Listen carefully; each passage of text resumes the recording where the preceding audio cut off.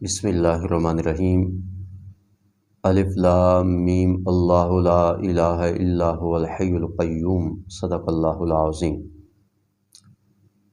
سورہ آل عمران کی ابتدائی آیات کریمہ ہیں۔ اس سے پہلے سورۃ البقرہ مذکور ہے۔ سورہ آل عمران اور سورہ بقرہ کے مضامین کا آپس میں ربط و تعلق یہ ہے کہ سورہ بقرہ میں چند مسائل مقصودی طور پر بیان کیے گئے تھے، جیسے مسئلہ توحید، مسئلہ رسالت، قیامت کا بنیادی عقیدہ، قرآن کریم کی صداقت، اس کے ساتھ ساتھ جہاد فی سبیل اللہ، انفاق فی سبیل اللہ۔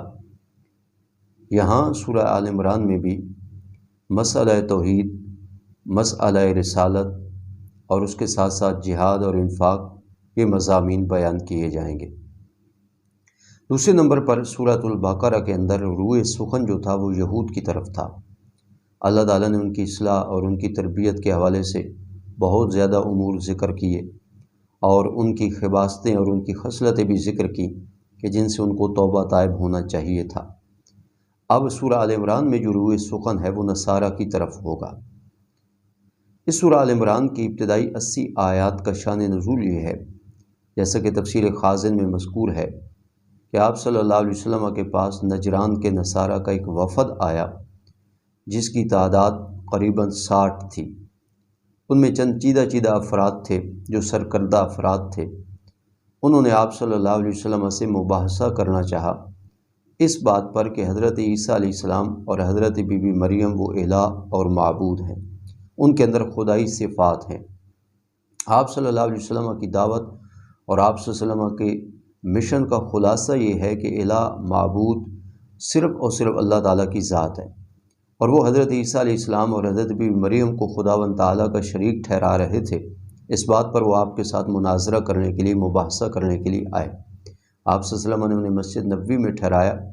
3 دن تک یہ سلسلہ جاری رہا گفتگو کا۔ آپ صلی اللہ علیہ وسلم ہی نے ان کی مہمان نوازی بھی کی۔ اس پر اللہ تعالیٰ نے 80 آیات سورہ آل عمران کی نازل کی، جن میں اللہ تعالیٰ نے آپ صلی اللہ علیہ وسلم کو اس بات پر دلائل فراہم کیے کہ الہ اور معبود صرف اور صرف میں اللہ ہوں۔ میں اللہ تعالیٰ کا نہ تو ذات میں کوئی شریک ہے اور نہ میں اللہ تعالیٰ کی صفات میں کوئی شریک ہے۔ چنانچہ سورہ آل عمران کی ابتدائی 80 آیات اسی مباحثے کے دوران نازل ہوئی۔ جب نصارہ نے یہ دلائل سنے تو ان کے پاس ان دلائل کا جواب تو نہ بن پڑا۔ آخرکار انہیں مباہلہ کا چیلنج دیا گیا کہ اگر اس کے باوجود تم اس بات پر مصر ہو کہ حضرت عیسیٰ علیہ السلام الہ ہے تو ہم مباہلہ کرتے ہیں، جو ہم میں سے جھوٹا ہو وہ اللہ تعالیٰ کے عذاب کا لقمہ بن جائے۔ تو وہ نصارہ مباہلے کے لیے قطعاً تیار نہ ہوئے۔ آخر میں پھر انہیں سورہ آل عمران کی آیات کے تناظر میں دعوت توحید دی گئی۔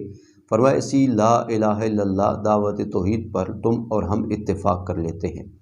تو یہ سورہ آل عمران کا پس منظر ہے، شان نزول ہے۔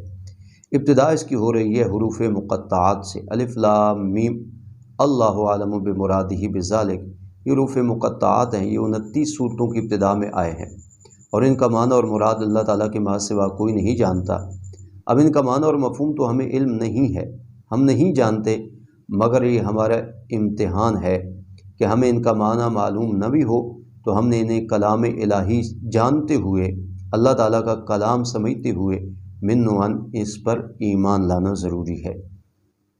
اس کے بعد فرمایا اللہ لا الہ الا هو الحی القیوم۔ یہ سیم وہی جملہ ہے جو سورہ بقرہ میں مذکور آیت الکرسی کے شروع میں ہے۔ اس میں دعویٰ بھی ہے اور دعوے کے ساتھ دلائل بھی ہیں۔ دعویٰ یہ ہے کہ اللہ کے علاوہ الہ کوئی نہیں۔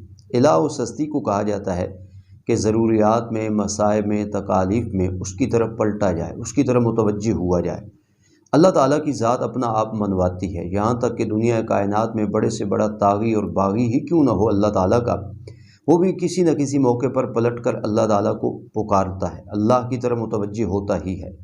مشرکین عرب کا یہ وتیرہ قرآن کریم میں بیان کیا گیا کہ ویسے تو وہ اپنے معبود اپنے ساتھ رکھتے تھے، اپنے ہاتھوں سے تراشے ہوئے بت، کسی کے بارے میں مشکل کشائی کا نظریہ، کسی کے بارے میں حاجت روائی کا نظریہ، کسی کے بارے میں کیا نظریہ، وہ سبھی چیزیں لے کر کے اپنے ساتھ چلتے تھے۔ لیکن دریا کے اندر جب ان کی کشتیاں بھنور میں پھنس جاتیں، فَإِذَا رَكِبُوا فِي الْفُلْكِ دَعْوُا اللَّهَ مُخْلِصِينَ لَهُ الدِّينَ، تو اس موقع پر وہ اپنے معبودوں کو بھلا کر صرف اور صرف اللہ تعالیٰ ہی کو پکارتے تھے اور وعدے کرتے تھے، مولا اگر تو ہمیں اس مصیبت سے نجات دے دے تو ہم تیرے ساتھ کسی کو بھی شریک نہیں بنائیں گے۔ اللہ تعالیٰ فرماتے ہیں جب ہم ان کو نجات دیتے تو پھر وہ اپنی پہلی عادت پر لوٹ آتے اور میں اللہ تعالیٰ کی اس نعمت کو اپنے معبودوں کی طرف منسوب کر دیتے۔ شرک میں مبتلا شخص کا یہی وتیرہ ہوتا ہے کہ وہ اللہ تعالیٰ کی طرف سے ملنے والی نعمت کو اپنے معبودوں کی طرف منسوب کرتا ہے۔ اللہ نے ان کو نجات دی اور وہ اپنے معبودوں کی طرف اس کو منسوب کرتے اور دوبارہ شرک کرنے لگ جاتے۔ تو اللہ تعالیٰ اپنا آپ منواتا ہے، کسی نہ کسی موقع پر اللہ تعالیٰ کا باغی اور طاغی شخص بھی اللہ کی طرف متوجہ ہو کر کے آتا ہے۔ تو الہ اسی ذات کو کہا جاتا ہے کہ ضروریات میں، مصائب میں اسی ہی کو پکارا جائے۔ تو اس کائنات میں اگر ایسی ہستی ہے تو وہ صرف اور صرف اللہ کی ہے۔ اللہ کے علاوہ یہ کمالات اور یہ تصرفات اور یہ اختیارات کسی اور مخلوق کے فرد میں نہیں۔ تو یہی دعویٰ ذکر کیا، اللہ لا الہ الا ہو، الہ کائنات میں صرف اور صرف اللہ ہے۔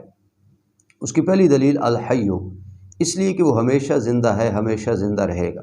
اب دیکھیں سمپل طریقے سے مخلوق کا کوئی فرد ایسا نہیں ہے جس کی یہ شان اور یہ کمال ہو کہ وہ ہمیشہ سے زندہ ہو، ہمیشہ زندہ رہے۔ نصارہ سے پوچھا گیا کیا عیسیٰ علیہ الصلوۃ والسلام ہمیشہ سے زندہ ہیں؟ کیا حضرت بی بی مریم ہمیشہ سے زندہ ہیں؟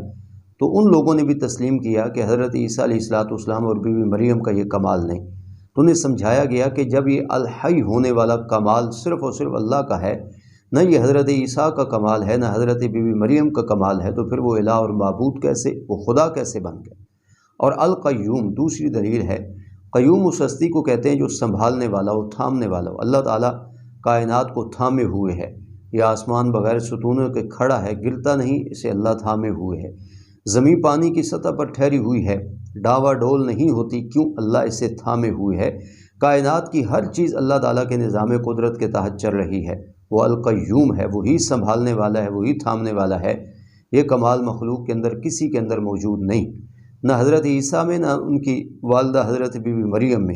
تو ان کو سمجھا دیا گیا کہ جب یہ کمال بھی اللہ ہی کا ہے تو پھر تمہیں ماننا پڑے گا کہ اس کائنات میں الہ اور معبود صرف اللہ ہے، نہ حضرت عیسیٰ الہ ہے، نہ ان کی والدہ حضرت بی بی مریم الہ ہے۔ تو سورہ آل عمران کی ان آیات میں اس مباحثے کا پس منظر سامنے آئے گا کہ جو عیسائی دعویٰ لے کر کے آئے تھے کہ حضرت عیسیٰ اور ان کی والدہ الہ اور معبود ہیں، تو قرآن کریم کے ان دلائل کی روشنی میں ان کے دعوے کا رد کر دیا گیا۔ دعا ہے اللہ رب ذوالجلال سے اللہ مجھے اور آپ کو عمل کی توفیق عطا فرمائے۔